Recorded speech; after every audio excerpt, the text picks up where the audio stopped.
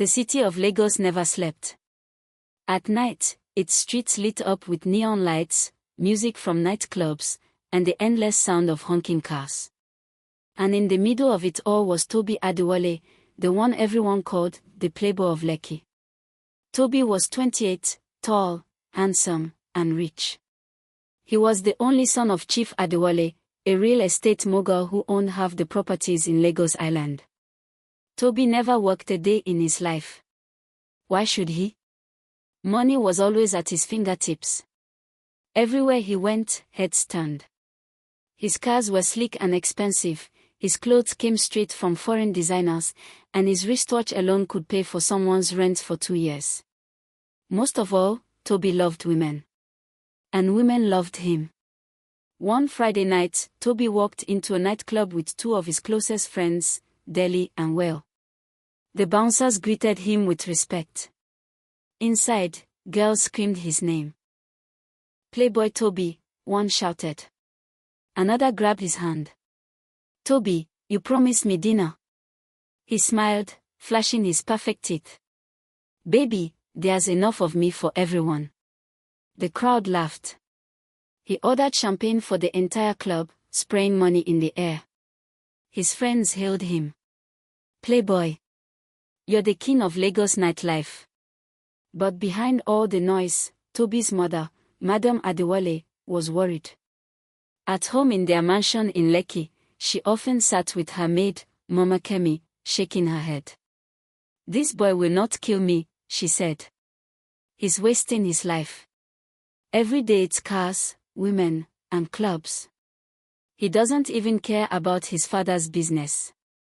Mama Kemi, a humble woman from Ondo State, simply nodded. "Madam, boys of nowadays, it's only when life humbles them that they change." But Madam Adewale had no idea that life was about to humble her son in a way she never expected. The next morning, Toby woke up late, as usual, nursing a hangover. His mother barged into his room. "Toby, is this how you will live your life forever?" she scolded. He yawned. "Mommy, relax. Life is short. I'm enjoying it." "Enjoyment will not last forever," she warned. "One day, you will meet your match." Toby laughed, stretching lazily on his king-sized bed. "Mommy, no girl can ever humble me. Trust me." But he was wrong. Because, at that very moment, Mama Kemi's daughter, Kemi, was arriving from the village. A quiet, simple girl with dreams bigger than the city itself. She didn't know it yet, but her path and Toby's were about to cross. And when they did, nothing in Toby's glittering, carefree world would ever remain the same. The Adewale mansion was one of the biggest houses in Lekki. It had tall white pillars, a sparkling swimming pool, and a gate so wide it looked like the entrance to a palace. Drivers, gardeners, and workers moved around busily, making sure everything was in order. On a hot Saturday afternoon, a taxi stopped at the front gate. From it stepped Kemi, a slim young woman of 20. She wore a simple gown and carried one brown Gonomosgo bag. Her eyes shone with curiosity as she looked at the huge compound. The gateman, Musa, eyed her suspiciously. "Who you dey find?" She smiled politely. "Good afternoon, sir. I am Kemi. Mama Kemi's daughter." The man's expression softened immediately. "Oh. No you. Welcome, small madam." He carried her bag inside. In the backyard, Mama Kemi, the maid, was already pounding yam for Madam Adewale's guest. When she saw her daughter, she dropped the pestle and hugged her tightly. "My pikin. You're finally here. How was the journey?" "It was long, Mama," Kemi said, wiping sweat from her forehead, "but I'm fine. This Lagos is hot." They both laughed. Inside the house, Madam Adewale greeted Kemi warmly. "My dear, you've grown into a fine young woman. How is school?" "I'm still waiting for university admission, Mo," Kemi replied shyly. "But I want to work hard and make you and Mama proud." Good girl, Madam said, patting her shoulder. You're welcome here. Feel at home. Later that evening, as Kemi explored the compound, she stopped by the swimming pool. The water sparkled under the evening sun. She smiled, imagining herself reading her books there. But her moment of peace was interrupted. Hey! Who are you? A deep voice asked. Kemi turned sharply. Standing in front of her was a tall, handsome man in designer jeans, sunglasses hanging from his shirt, and car keys twirling in his hand. It was Toby Adewale. She swallowed nervously. Good evening. I'm Kemi. Mama Kemi's daughter. Toby raised an eyebrow, studying her. Oh, the maid's daughter. He smirked. Welcome to Lagos. Just don't drown in the pool. Kemi frowned slightly. I wasn't planning to, sir. Toby chuckled. Sharp mouth. Not bad. Without another word, he strutted away, his car engine roaring as he drove out of the gate. Kemi watched him leave, shaking her head. So this is the famous Playboy Mama always complained about? He looks proud and full of himself. That night, as Kemi lay on her small bed in the servants' quarters, she whispered to herself, Lagos, I didn't come here for trouble. I just want to read my books and get into school. Let me not cross paths with that arrogant boy again. But fate had other plans. Because no matter how hard Kemi tried to avoid him, the walls of the Adewale mansion were not big enough to keep her away from Toby's world. And soon, their paths would collide in ways she could never imagine. Sunday afternoon in Lekki was quiet. Most people stayed indoors, hiding from the blazing sun. In the Adewale mansion, Toby was preparing for yet another outing. He stood in front of his mirror, adjusting his gold chain and spraying expensive cologne. Just as he picked up his car keys, he heard a knock at the door. Come in, he said lazily. It was Kemi, holding a tray of juice for Madam Adewale. She stopped, surprised to see him inside. Oh, sorry, I didn't know you were here, she said quietly. Toby smirked. Oh, the maid's daughter again. You're everywhere in this house. What's your name again? Call me. Kuderat. She frowned. It's Kemi. And I'm not everywhere. I'm just helping my mother. Toby laughed, clearly enjoying himself. Relax, I'm only joking. You village girls don't know how to take a joke, do you? Kemi placed the tray on the table. At least village girls know how to respect themselves. For a moment, Toby froze. Nobody spoke to him like that. His girlfriends usually giggled and begged for attention, but this girl, this maid's daughter, had just challenged him. He raised his eyebrow. You're bold, aren't you? I'm just saying the truth, she replied calmly. Anyway, excuse me. She walked out without waiting for his response. Toby stared after her, a strange mix of irritation and amusement on his face. Who does she think she is? Talking to me like that? Later that evening, Toby's sports car broke down near the gate. He kicked the tire in frustration, cursing loudly. His friends had gone ahead without him, and his phone battery was dead. As he bent over the bonnet, he heard a voice behind him. Do you even know what you're doing? He turned and saw Kemi, carrying a bag of groceries. He scoffed. And you know about cars, ABI? Don't tell me they taught you engineering in the village. Kemi ignored his sarcasm. You didn't tighten the plug wire properly. That's why it won't start. Toby laughed. Oh really? Madam Mechanic, show me. She walked closer, reached under the bonnet, and adjusted the wire. Try it now. Reluctantly, Toby turned the ignition. To his shock, the engine roared back to life. He blinked. Wait, how did you? Kemi smiled faintly. My uncle was a mechanic. I used to help him after school. Not everything is about clubs and cars, Mr. Playboy. Without waiting for thanks, she walked away. For the first time in years, Toby stood speechless. As he watched her disappear into the compound, he muttered to himself. Who exactly is this girl? Over the next few days, Toby found himself watching Kemi more than he cared to admit. From his upstairs balcony, he saw her helping her mother wash clothes, laughing as she splashed water. He noticed how she sat quietly under the mango tree, reading her books late into the night. Unlike the flashy city girls he knew, Kemi carried herself with dignity. One afternoon, he walked into the living room and found her dusting the shelves. Still reading those boring books, he teased, pointing at her notebook. Kemi looked up. They are not boring. They are preparing me for my future. And what's that future? Toby smirked. Marry a rich man and move out of the servants' quarters. She shot him a sharp look. No. I'll go to university, graduate, and build a life for myself. Not everyone believes money is the only goal in life. Toby was taken aback. Nobody ever talked to him like that. Most people just admired his wealth. But this girl, she didn't care. He chuckled.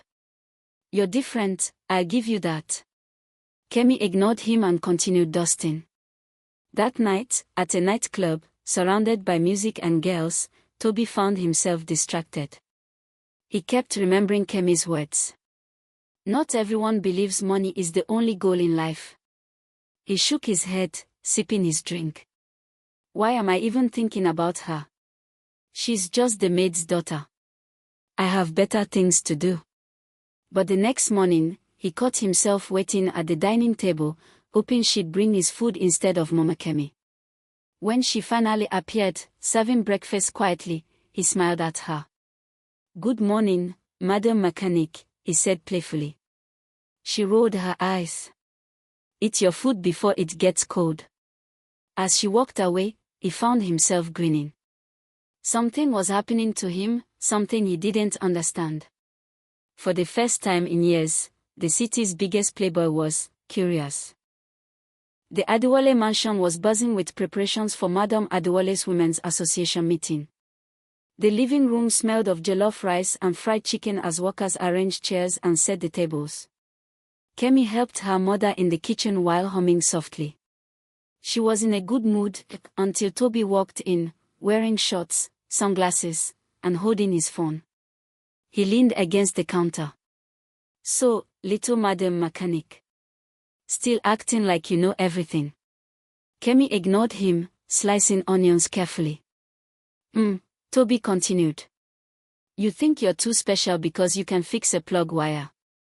Let me tell you, girls like you. Kemi dropped the knife sharply and turned to face him. Girls like me, what? Because I'm a maid's daughter. Because I don't wear fake eyelashes and chase after you like the others. Toby was stunned. Nobody raised their voice at him, especially not in his own house. You're too rude, he said finally. If you want to survive in Lagos, you should learn how to respect people. And if you want to survive in life, Kemi shot back, you should learn that money is not everything. The kitchen went silent.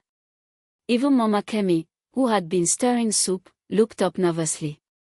Toby, Biko, she said quickly, leave my daughter alone. She didn't mean. I did mean it, Mama, Kemi interrupted, her voice firm. Because people like him think life is all about clubs and cars.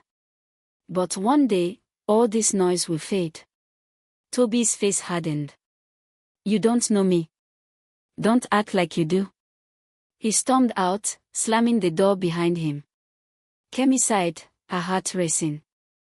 Maybe I went too far. But deep inside, she didn't regret her words. Someone needed to tell him the truth. Later that night, Toby sat in his car, replaying her voice in his head. Money is not everything, all this noise will fade. He clenched his jaw. Who does she think she is? Just a maid's daughter. But why can't I stop hearing her voice? For the first time, Toby felt something he never felt with any other girl. He felt challenged. Days passed. The tension between Toby and Kemi lingered, but something unexpected began to grow. One rainy evening, Kemi sat in the study room, struggling with a mathematics pass question. The thunder roared, and the lights flickered. Just as she sighed in frustration, Toby walked in, holding his laptop. "What are you doing here?" he asked. "Reading," she said flatly. He glanced at her book. "Maths. No wonder you look like you want to cry." "I don't need your mockery," she muttered. Surprisingly, he pulled a chair and sat beside her. "Relax. I was good at maths in school. Show me the question." She hesitated but slid the paper toward him. Within minutes, he explained the formula clearly. Kemi blinked. "You actually know this stuff?" she asked, shocked. Toby chuckled. "I may act like I don't care, but I wasn't always like this. I used to be serious, before I got lost in the Lagos lifestyle." Kemi studied him quietly. For the first time, she saw a different side of him, not just the arrogant playboy, but a smart young man who had buried his potential under noise and glitter. "Thank you," she said softly. He smiled. "Don't mention it." From that night, their bond grew secretly. Sometimes he drove her to evening classes, telling her not to tell his friends.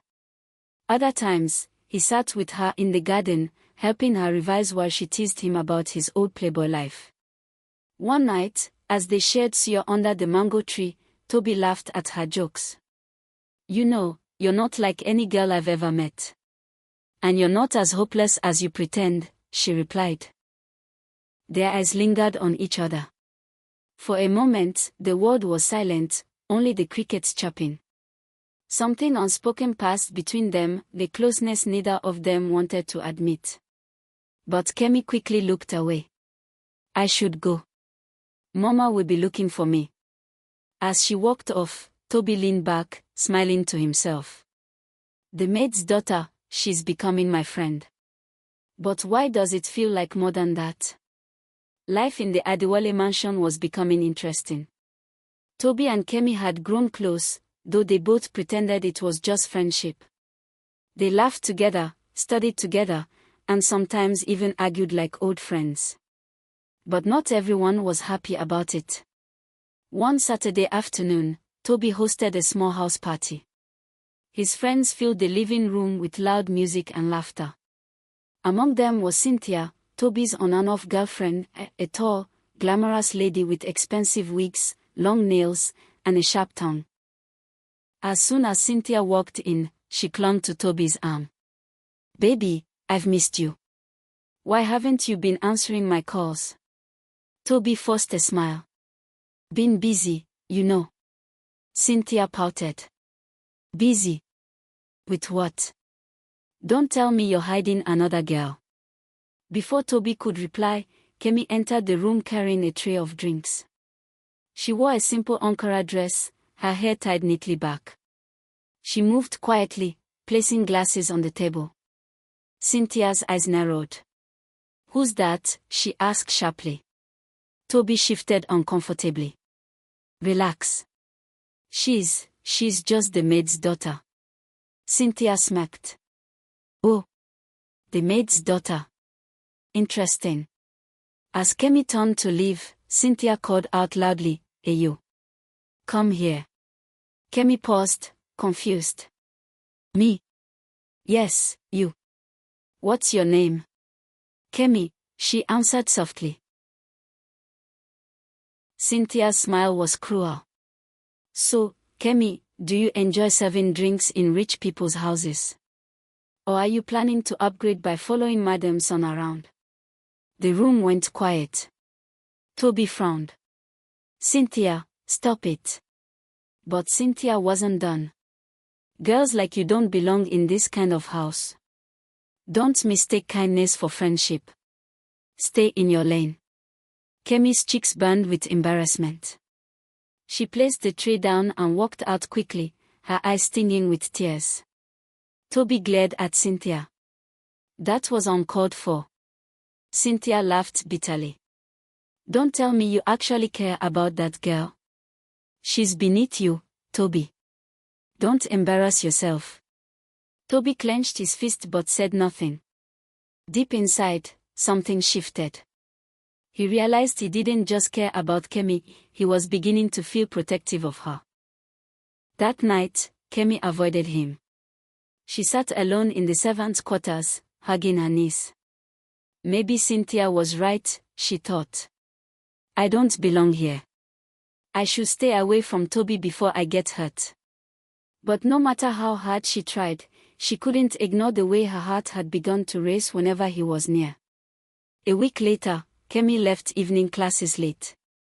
The streets outside the gate were dimly lit, and a group of rough-looking boys stood by the corner. Fine girl, where you dey go? One of them called, blocking her path. I'm going home, she stammered. Home? No be so. Come gimme small smile first, another sneered, grabbing her arm. Kemi struggled. Leave me alone. Just then, headlights flashed, and the roar of an engine filled the street. A sleek black car screeched to a halt. The door flung open, and Toby jumped out. "Hey," he shouted, his voice sharp. "Remove your hands from her now." The boys laughed. "Who be this one? Rich boy won't play hero." Without hesitation, Toby pushed the one holding Kemi aside. "Touch her again, and you'll regret it." The boys muttered angrily but backed away when they saw his determined glare. Toby pulled Kemi close and guided her into the car. Inside, she trembled silently. "Thank you," she whispered. Toby's jaw tightened. "What were you doing walking alone this late? Do you know what could have happened?" "I didn't think." "Exactly. You don't think," he snapped, then softened. "Next time, call me. I'll pick you up." Kemi blinked. "Call you? Why would I?" "Because," he paused, his voice dropping. "Because I care, Kemi. More than I should." The car grew quiet. The only sound was the soft hum of the engine. Kemi's heart pounded. She turned her face toward the window, unsure of what to say. When they reached the mansion, Toby packed but didn't get out. He looked at her seriously. "Don't ever think you're beneath anyone, Kemi. Not in my eyes." Her lips parted, but no words came out. She quickly opened the door and stepped out, her chest heavy with emotions she didn't understand. Inside her small room that night, she replayed his words. "Because I care, Kemi." She pressed her palm against her chest. Something had changed. The Playboy of Lagos was falling for the maid's daughter. The Adewale mansion grew tense after that night. Toby and Kemi's bond could no longer be hidden. He looked for her more often, and she avoided him even more, not because she disliked him, but because her heart was betraying her. One evening, Madame Adewale noticed. She found Kemi studying in the kitchen and sat beside her. "My dear," Madame said gently, "you and Toby have been spending a lot of time together. I know my son. He is not serious with women.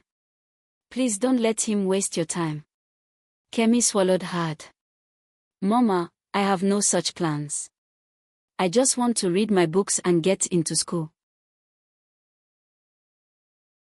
But her voice shook. Madame Adewale saw the hesitation in her eyes and sighed. Later that night, Mama Kemi also warned her daughter. "Kemi, listen to me. Rich boys don't marry girls like us. They play with us. Don't lose focus." Kemi nodded, but her heart was already tangled. Meanwhile, Toby was wrestling with his own thoughts. At the bar with his friends, Deli laughed. "Guy, you mean say you dey fall for your maid's daughter? No joke, ABI." Toby's face hardened. "It's not a joke. She's different. She's not like the rest." His friends exchanged glances, unsure if he was serious. Days later, Toby cornered Kemi by the garden. "Why are you avoiding me?" She looked away. "Because this cannot work. You're you, and I'm just me." Toby stepped closer. "Don't say that. You think I care what people say?" "Kemi, for the first time in my life, I feel like I want more. And it's because of you." Her eyes filled with tears. "Your word and mine, they don't mix." He gently lifted her chin. "Then I'll change my world. For you." At that moment, Kemi realized he wasn't joking. For once, the Playboy of Lekki was speaking from his heart. The weeks that followed tested them both.